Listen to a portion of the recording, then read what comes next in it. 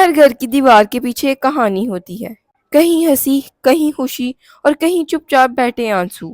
یہ کہانی ایک ایسی عورت کی ہے جس میں محبت کے خواب سجائے گئے، لیکن اس کے نصیب میں صرف ظلم لکھا گیا۔ اس کی خاموشی کو کمزوری سمجھا گیا، لیکن ایک دن وہ خاموشی آواز بن گئی۔ عورت کی زندگی کی یہ داستان آپ کو رلائے گی بھی اور جگائے گی بھی۔ خواب اور شروعات، گھر کا ماحول، شادی کی تیاری۔ ماں نے اپنی بیٹی کو دعا دیتے ہوئے کہا، میری بیٹی آج سے تیرا نیا سفر شروع ہو رہا ہے، اللہ تجھے ہمیشہ خوش رکھے۔ بیٹی جو دلہن بنی بیٹھی تھی، اس نے ماں کو جواب دیا، امی میں بھی یہی دعا کرتی ہوں، میرا شوہر مجھے سمجھنے والا نکلے، بس پیار اور عزت چاہیے مجھے۔ بیٹی نے مسکان کے ساتھ نکاح کے کاغذ پر دستخط کیے، سپنے اس کی آنکھوں میں چمک رہے تھے۔ اب چلتے ہیں پہلی رات اور نئی زندگی کی شروعات کی طرف۔ بیوی جس کا نام سعدیہ تھا، اس نے اپنے شوہر سے کہا، آج سے میں آپ کی زندگی کا حصہ ہوں، میں کوشش کروں گی کہ ہر وقت آپ کو خوش رکھوں۔ شوہر جس کا نام کاشف تھا، شوہر نے بیوی کی طرف ٹھنڈی نظر سے دیکھا اور کہا، مجھے ایکسپیکٹیشنز پسند نہیں۔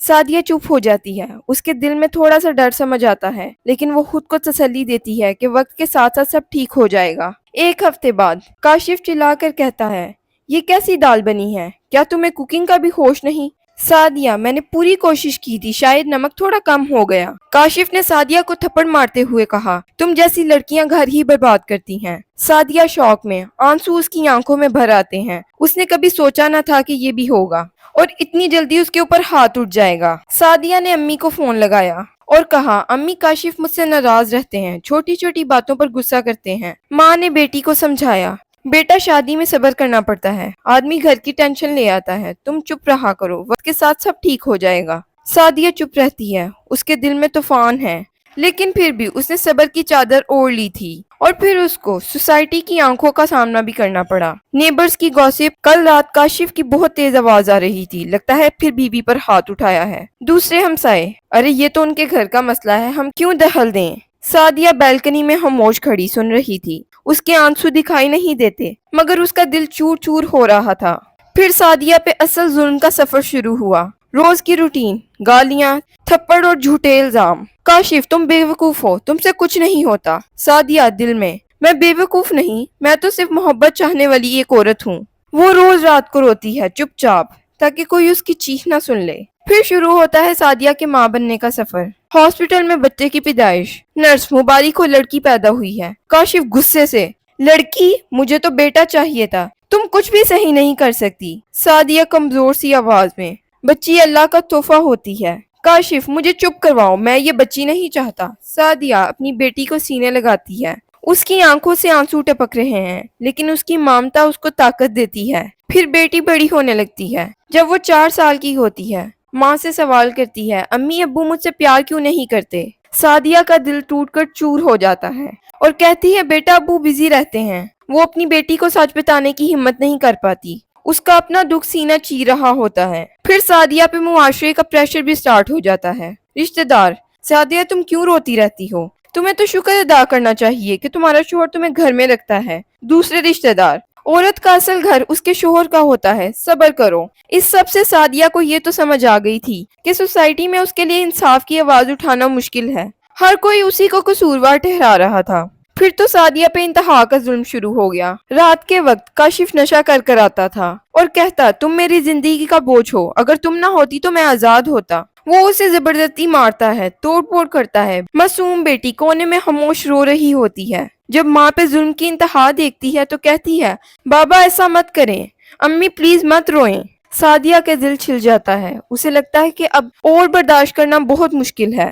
سعدیہ کو سمجھ آ گیا تھا کہ اب میں نے سٹیپ نہ لیا تو پھر بہت دیر ہو جائے گی۔ گالیاں، مار پیٹ اور جھوٹے الزام تو وہ آلریڈی جھیل رہی تھی، لیکن اس کو آگے اور بہت کچھ نظر آ رہا تھا جو اس کی زندگی بالکل برباد کر سکتا تھا، اس کی بیٹی کے ساتھ ساتھ۔ تو اس نے اگلے ہی دن فیصلہ لینے کا سوچا۔ صبح صبح نماز پڑھنے کے بعد قرآن اٹھاتی ہے، قرآن پڑھنے کے بعد دعا کرتی ہے، یا اللہ مجھے طاقت دے، میں اس ظلم کے خلاف خاموش نہیں رہ سکتی۔ وہ اپنی بیٹی کا ہاتھ پکڑ کر ماں باپ کے گھر چلی جاتی ہے۔ کاشف چیختا چہلاتا رہتا ہے، مگر اس دفعہ سعدیہ نہیں رکتی، ماں باپ کی طرف پہنچتی ہے۔ ماں باپ بہت تسلی سے سمجھاتے ہیں، بیٹا سب ٹھیک ہو جائے گا، وقت کے ساتھ سب کچھ بدل جائے گا، सादिया नहीं मानती। एक दो दिन गुजरते हैं, माँ बाप अपना सोसाइटी का प्रेशर सादिया को एक्सप्लेन करने लगते हैं और इमोशनल ब्लैकमेल भी कि हमारी इज्जत का क्या होगा, तुम्हारी जिंदगी कैसे गुजरेगी, शोहर के साथ हो तो कोई कुछ नहीं कह सकता। सादिया के दिल में बहुत से जवाबात होते हैं, लेकिन वो खामोश होकर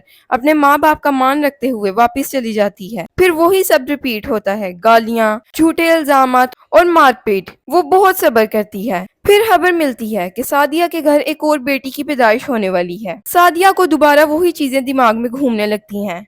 जब उसकी पहली बेटी पैदा हुई तो उसके शोहर का क्या रिएक्शन था। अब वो ये सब तो बर्दाश्त कर रही थी, मारपीट, झूठे इल्जामात और गालियां, लेकिन इस बार वो बहुत ज्यादा डरी हुई थी कि इस बार क्या होगा, क्योंकि दूसरी बेटी पैदा होने वाली थी। सादिया बहुत परेशान थी। कुछ उससे सही से नहीं हो रहा था, ना खाना ठीक से बन रहा था, ना कोई घर का काम, और ना ही वो अपनी पहली बेटी को अच्छे से देख पा रही थी। उसने बहुत सोचा कि इस चीज का कैसे हल निकाला जाए। बहुत सोचने के बाद भी उसको मालूम था कि ये इंसान नहीं बदलेगा, मैं कुछ भी कर लूं। फिर उसने ये फैसला लिया कि मैं दोबारा अपनी अम्मी की तरफ चली जाती हूँ।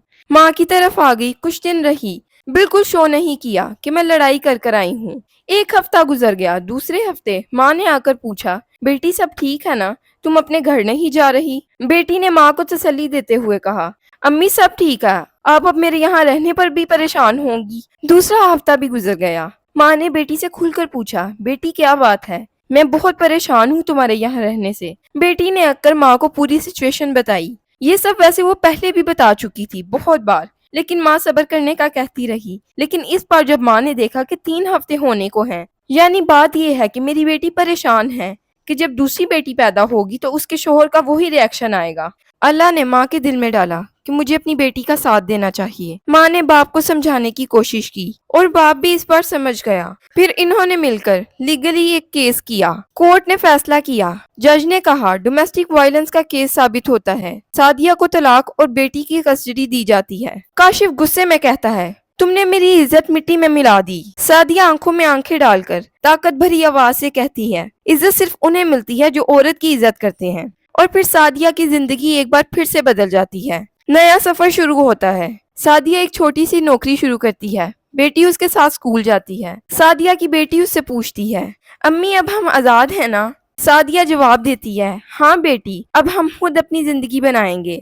अब कोई हम पर जुल्म नहीं करेगा, हम अपनी जिंदगी अपने मुताबिक गुजारेंगे। सादिया की आंखों में आंसू जरूर होते हैं, लेकिन वो अब कमजोरी के नहीं, हौसले के हैं। इस स्टोरी से खुलासा ये निकलता है कि औरत की खामोशी को कमजोरी समझा जाता है, लेकिन असल में जब वो बोलती है तो जुल्म की दीवार गिरा देती है। हर औरत के अंदर एक ताकत होती है, बस जरूरत होती है उसे पहचानने की, उस पे एक्शन लेने की। अगर वो एक्शन ना ले तो उसकी जिंदगी उसी तरह कंटिन्यू रहे। ये हर औरत की कहानी है, लेकिन कुछ खामोश होकर ऐसे ही अपनी जिंदगी बसर कर देती हैं। लेकिन कुछ होती हैं सादिया की तरह मजबूत, हौसले वाली। सब्र सादिया ने भी किया, लेकिन इन दी एंड सादिया को उसके सब्र का अजर मिला। अब आप मुझे बताएं, आप किन को सपोर्ट करते हैं, सादिया जैसी लड़की को या मुआशरे की वो लड़की जो कमजोर होकर, खामोश होकर सब कुछ सहना चाहती है?